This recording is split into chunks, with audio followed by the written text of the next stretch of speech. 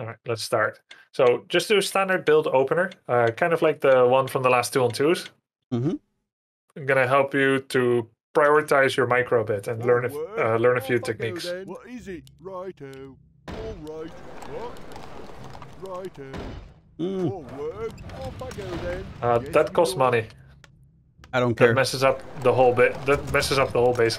Yeah, but now we're just doing basic build, right? Yeah. So. Yeah, no problem. Oh, I was supposed to be over here. You won't have enough for the second farm, so you'll have to go on wood a little bit earlier. That's fine.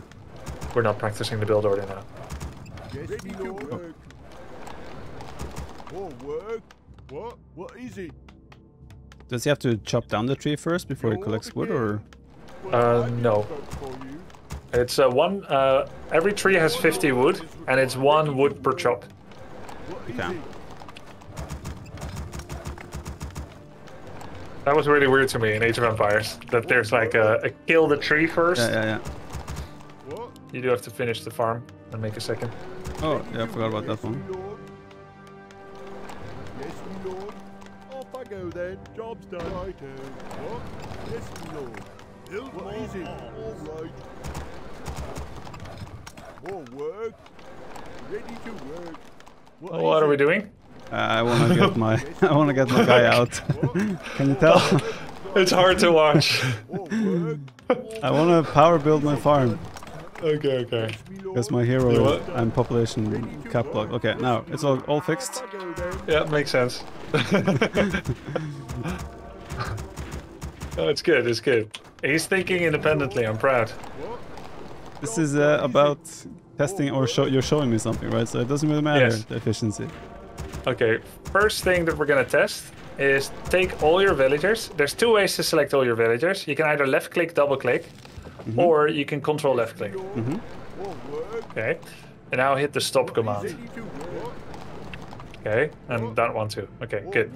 Then take them all and press E. Return resource. No! What are you doing? You said press E! Oh, sorry. What do you mean? I'm sorry, I forgot you have grid hotkeys. Okay. My bad. Okay, so you want me to do If I was your driving instructor, we'd be in the middle of the department store right now. So you want me to press F? Return resources. No, first stop the militia from being militia. Okay, good. Yeah, now press F on all of them. F in chat. Yes, my lord. Okay, did you notice what they did? They dropped off the resources.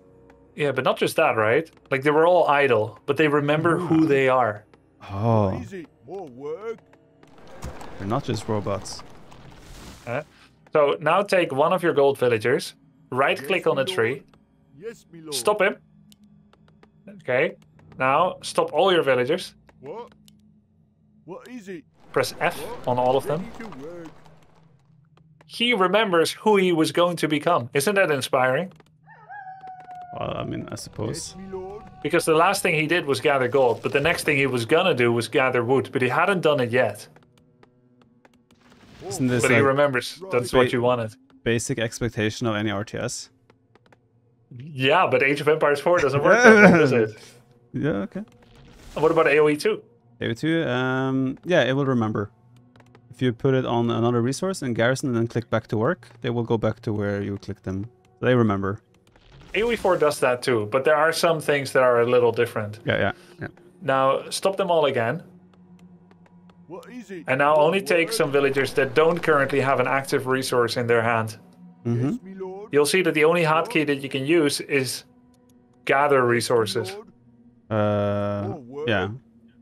And then if you click on a worker that has resources in his hand, that gather resources is replaced by return resources. It's only when you take one that has both that you can use... well, you can only do gather resources when they have nothing. Yeah. And return resources only applies to those that have resources in their hand. However, you can couple the command with idle villagers that don't have resources by selecting them together. So let's say you're getting harassed and your entire town is in disarray. So long as you didn't do anything like click gold villagers on wood or wood villagers on gold. Right. When you take them all, you return resources, everything is back to normal, minus every villager death, every peasant death. Yeah, fair enough. So then every time you got harassed, you give a quick return resources on everything, make sure they all return from militianess. After they return from militia, they also go back to work, to what they were doing previously. And then you check if you still have 5 in gold. That's your check every single time. Do I still have 5 in gold? And return resources, stop militia.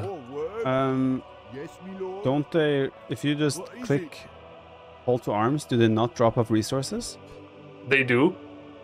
But you never want to call to arms because gold is the extremely valuable resource in this game, and wood is supplementary. So you only take all your wood villagers with left click box and then shift all the other box. You can also have a hotkey for them like Ctrl-0, but ideally you never call to arms. That's as noob as it is in Age of Empires to go ding ding ding. Ding ding ding. Okay. And they remember that they were wood choppers when you say good. Make an arcane tower. You can power build it because we want. Oh, I was going to. Okay, so what's really nice is if you put it on a immediately upgraded.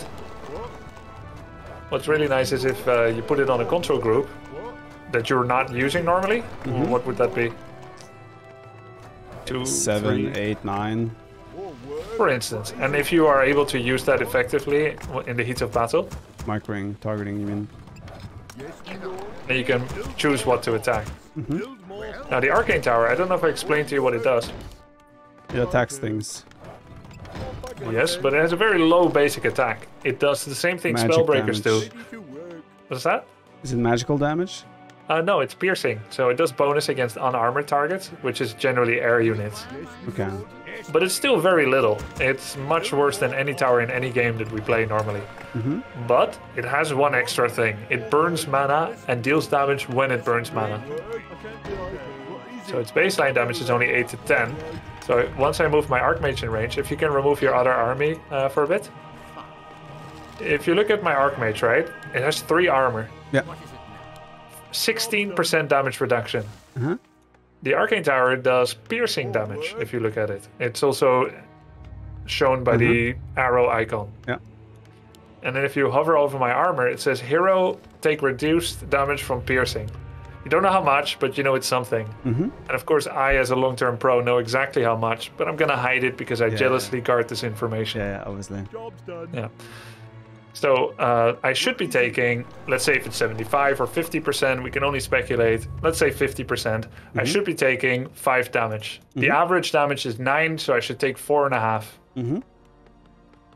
And then there's also, that's my armor type, right? That's my armor type, 4.5. Then there's the armor amount, which is the damage percent reduction, which is separate from the type. Okay. So if I were to take 100 damage, it would now be 50, and then with 16% reduction, I would only take 42. And I don't actually know which maths goes first. There's something similar in AoE2. I don't know either. So what we expect here is that I take about 4 damage after 16%, after 50%. Good as a butt here. 8 damage. But I took 8, and that's the feedback component. You also see that I'm missing mana. I'm currently regenerating, even though I've never cast a spell. It's 20 mana per hit. It's extremely powerful. Wait, it's not 20. It's 12. It's 12 mana per hit. Those want to target the spell user or mana heroes. Yep, and it also has a purge effect on summons. Okay. It's doing 30 damage per hit instead of the 8 to 10 as advertised. It lies. Yep. So when you're getting attacked, put the Arcane Tower on a hero or on a summon. Summon Militia. So let's simulate an attack. Right? no. You're just doing your thing. You can start that small green camp that you're underneath. I'm underneath? Sorry, you're standing right over the 131 camp. No, not that one. So if you hover over the creeps, you can see their level. Oh, level 3. This is a good indicator of both how much XP it gives, how much gold, how good items, and how tough they are. So for the first camp, you're looking for anything level 3 or 4 and below. And then for the second camp, you can tackle a bit bigger camps, and militia helps as well. So you're creeping. Suddenly, I'm coming in. What do? Oh no. You walk home. Alta 4. You walk home. You walk home with your army. Okay. I'm gonna go straight into your work line. You pull the peasants that are mining lumber and you turn them into militia. Okay. I move my elemental out of range. I go back in range. And you retarget on Archmage. Very good. Yeah, perfect. You want to be totally annoying like that. It quickly removes the bloodlust and battle thirst for attacking enemies. And then you go back to, yeah, that's it. That's easy. Immediately send them back to work. Yeah, that's much better. Well, not like just... See, my habit in Age of Empires, if something comes, I run everything, right? I saw that. I was so shocked when you pulled all your gold villagers. You do not touch the gold peasants. I realized like how normal that actually is in Age of Empires. It is. You want to save your villagers, right? Economy. They're the ones who bring you the economy. Even if I do this and I send footmen in and I start doing this, you still don't run all your gold villagers away. Yeah. What you do is you take all the wood villagers, peasants, I keep saying villagers, all the wood peasants, you turn them into militia and you force me out. If I happen to kill one or threaten it, like now I killed a gold villager, you make a mental note, you put a pin in it, and when the battle's over, you do the same thing that you've learned to do, but you put one new one in gold and you've already done it. Perfect. Alright, one more note. Last hits from towers do not grant experience. Oh.